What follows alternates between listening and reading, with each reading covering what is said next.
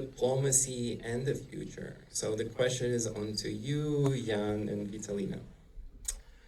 As a youth delegate to the United Nations, how do you see your generation shaping the narrative of Ukraine's future in the global agenda? I also assume I have 1 hour, maybe 1.5 for this for this answer, but I'm gonna be brief. So the young people of Ukraine have an experience that no other country does. I mean, we've been so many things that it's even hard to describe them in one sentence. I've stayed in Ukraine since February 24th, 2022, so I've seen everything with my own eyes. I've seen the consequences of the Bucha massacre. I've seen the destroyed cities. I've seen the lives that were lost. I've seen people rehabilitating, and those were young people as well. People whom you would imagine would be having their best lives, partying, going out, having their first relationships in their lives, but instead they have to go through so many things in just 4 years. And what is really hard to think about as well is that there are children being born and not seeing a day without war in their country. There are children that were born in 2022 after the full-scale invasion, and that there is still war going on, and there is still Russia that does not want fair peace negotiations with Ukraine. So speaking about the young people of Ukraine, I believe that we have a very unique situation here because lots of young people are going abroad for different exchange programs, for different travel purposes, just to see the world, to travel, or maybe do some work stuff there. They use a lot of opportunities for both professional development and also for the ability to speak about Ukraine and to advocate for its interests. And that's why we have a unique situation here. And for us in Ukraine, youth diplomacy is not something abstract. We are actively working onto incorporating it within our public diplomacy strategy, because we believe that young people are a powerful voice in the world. They're already doing a lot, and we need to energize their potential for the better future. That might sound really abstract, but they do it on every level. Young people volunteer, they innovate, they join the armed forces, some give their life for the country, and this is about everyday steps that make you rethink. Okay. Viktor, could you share your mic? Yeah. And this is about everyday steps that make you wonder how difficult and at the same time incredible it is to live through such hard times. And I think what we are trying to do is to stay optimistic, because as former Foreign Minister Kuleba mentioned, pessimists don't win wars, but optimists do. Thank you so much, Jan. Vitalina, would you like to add to that? Yeah, I would briefly add that one of the examples that were very beautifully showcased in the film and mentioned by Ms. Stefanishina is that everything started when young people and students back in 2013 and 2014 did not agree when our previous, when our President Yanukovych did not follow the path of European integration. And there were young people who stood up to protest about this. And after that, it was supported by more people and stuff like that. So when we talk about the power of young people in the war, in the armed aggression, this is again a brilliant example of why does it matter how much power we as young people do have. And going further away, when the war started back in 2014, I was just 12 years old. Now I'm 24, a young adult, let's say. And so it shaped my personality, my mentality, my character profoundly, and you cannot just take this away. And it's not about me, it's about Jan, it's about our friend Maria, who is also here. It's about millions of young Ukrainians who were raised during war, and a lot of them, they were raised during anti-Russian occupation. So when we talk about young people in the war, they are also the essence of it, and they have a lot of power, and they have to be into the process of resolving all this together with the more experienced and brilliant diplomats that we have already seen as well. Thank you so much, Vitalina. And slightly a different question. Don't hold the mic for now. Slightly different question, and and I also would like to Robert to wait on that question as well. So I'd like to answer you first, you and Jan, and then I'd like to Robert to add to that. So question is, how do you sustain hope and purpose when confronting both global bureaucracy and national trauma?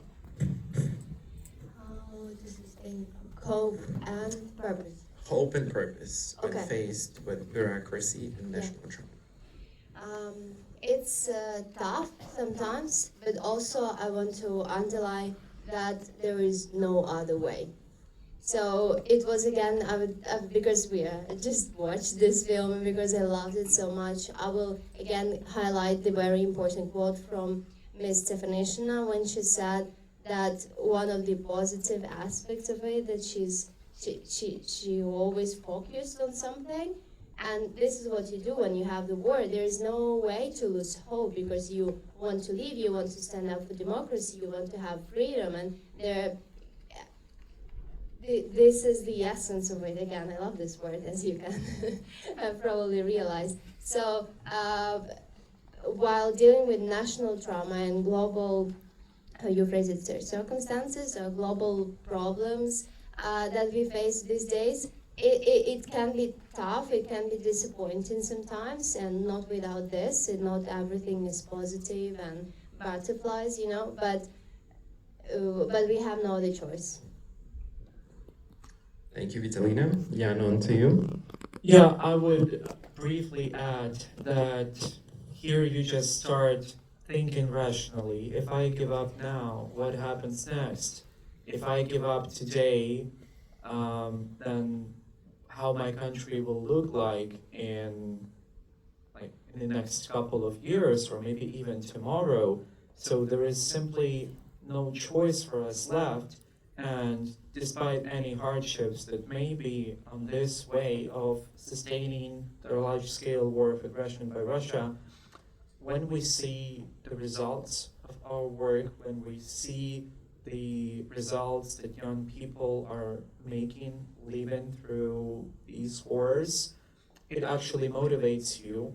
And seeing a Ukrainian flag over the liberated city, or seeing Ukrainian land free of landmines, seeing young people having a better future returning to Ukraine because they believe in their country and want to contribute to their development, or seeing young veterans recovering after rehabilitation when they return from the front lines, and gives you hope.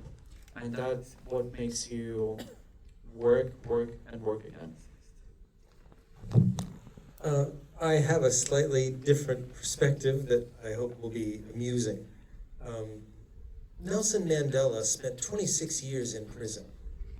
And when he came out, his spirit was not broken, and he resigned himself to the task of rebuilding a nation. And one thing he shared that he learned from that experience, after 26 years in prison, he wasn't broken because he wasn't hoping to get out. What he found was meaning in the daily routine of small victories, maintaining his health, maintaining his sanity, contributing to the well-being of his fellow prisoners.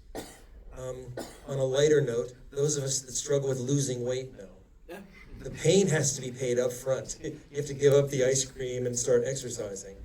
If you wait until you see the reduced waistline or the numbers on the scale, you get broken, you give up, you get discouraged.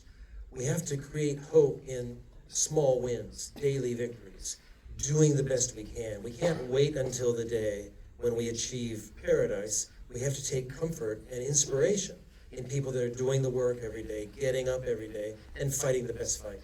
That's where hope comes from, and that's what sustains people through very difficult times. Thank you so much, Robert. That's incredible. And we have one more question for the entire panel before we open the floor to our incredible audience. And once again, let's give a round of applause to all of you who are here this late night and joining us. Thank you so much for all being here. And the last question before we open it to the floor and to the audience, we would like to do some reflections and give advice for the future. So to all our incredible panelists, if you could send one message to the world or the future generations inspired by this film and today's topic, what would it be? Should I start again? And I'm really curious also for the questions from you. So please, if you have any questions, ask them. One topic, I mean, for me, I think the basic is what I said before, that democracy should not be taken for granted. We see it everywhere. The last years, there was a new world order created, 24th of February 22, I think, when the power of strength won over the power of smartness. So I hope that the power of smartness will come back. Right now, it's all about being strong. It's sad. Thank you, Viktor. I think the lesson that I took away that the film beautifully captures is perseverance. This woman was tireless, daily meetings, and there was a beautiful point early on, it was subtle, but she made the point, not every meeting is important, not every meeting is critical, but day after day she got out of bed, she was surely struggling with her own challenges, but she persevered, and I think that's the real takeaway and the source of inspiration. Thank you, Robert. What I would say, and what actually I reflected out of this film and of the daily life of all Ukrainians, is to stay committed to your principles. Because that's what we do, that's what beautifully mentioned, showcased in this film, is that when you have an idea, when you have a goal, you just daily work towards it, towards achieving it. There's nothing impossible, both negative and positive, and we just should keep that into account and stay committed to your principles. Thank you, Vitalina. I would also contextually add to Ukraine. So as you've seen, Ukraine is not a nation that can be broken, and we have our principles and we have our national ideas, the ideals that we will stick to forever, because that's the essence and core of our country. And so my message to you will be really clear. Perceive Ukraine as contributors and active members of the world, because as other panelists have mentioned, it will never look the same. February 24th, 2022 has changed everything, and right now the world is different. But Ukraine is doing everything it can to share its experience, to contribute to the world by sharing its innovations that were acquired during the war. And so we are not just the victims of aggression. We are a strong nation that would persist and that would eventually win.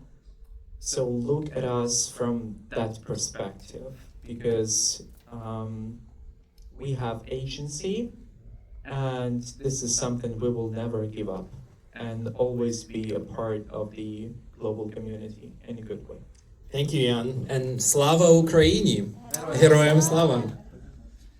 Thank you so much, everyone. Now we'd like to open to the questions. If you already see raising hands,